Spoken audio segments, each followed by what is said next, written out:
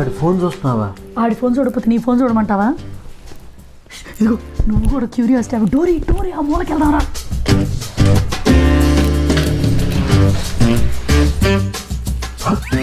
ఏంటి నీకు వాడి ఫోన్ పాస్వర్డ్ కూడా తెలుసా? నాకు ఇదేం కొత్త కాదు, బోల్డ్ చేసాం ఇట్లాంటి. అంటే నా ఫోను నీ ఫోన్ పాస్వర్డ్ కూడా, అది కూడా నిన్న రాత్రి నువ్వు కొత్తగా మార్చిన పాస్వర్డ్ కూడా. ఆడవాళ్ళకి అనుమానమైన సబ్జెక్టులో టెస్ట్ పెడితే 100కి 1000 మార్కులు గ్యారంటీ కొట్టేస్తారు.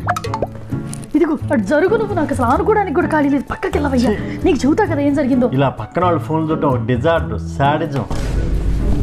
చూసుకో, ఇలా చూడటం ఒక జబ్బు, ఎడిక్షన్, తెలుసా? ఇదిగో తెలుసు, ఇప్పుడు నువ్వు క్యూర్ చేయగలవా? లేదు కదా, అందుకని కాముగా నన్ను చూడండి, నువ్వు కూడా కాము కూర్చొని చూడు. జానా వీడి వాట్సాప్ ఇన్ని చాట్లు చేశాడు, ఈ పేర్లు అర్థం కావట్లా. ఇద్దరితో మాట్లాడాడు రీసెంట్గా, అమ్మాయి పేరా అబ్బాయి పేరా, ప్రొఫైల్ పిక్చర్ కూడా లేదు.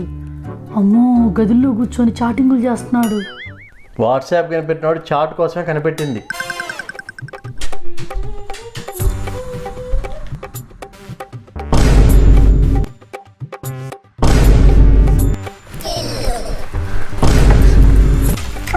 ఏంటి బన్ను?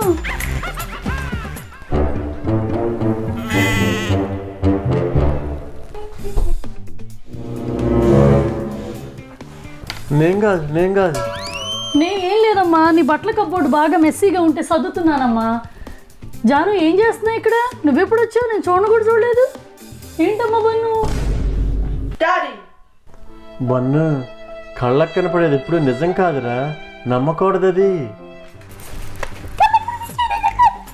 కళ్ళకి కనిపించేది నిజం కాదు, ఏదో ఊరికి అట్టగా అంటున్నాళ్లే బన్ను, పెద్ద పట్టించుకోమాక. అయినా చిన్నపిల్లాడు ఫోన్ చూస్తున్నావు ఏంటాను? వాడికి ప్రైవసీ ఇవ్వమని చెప్పాను నేను.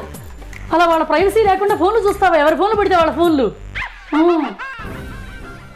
అది నోరేనా? వెన్నుపోటు పడవటం అంటే నేన్నా, కానీ ఫస్ట్ టైం ఆ నొప్పి ఏంటో తెలుస్తుంది ఇవాళ.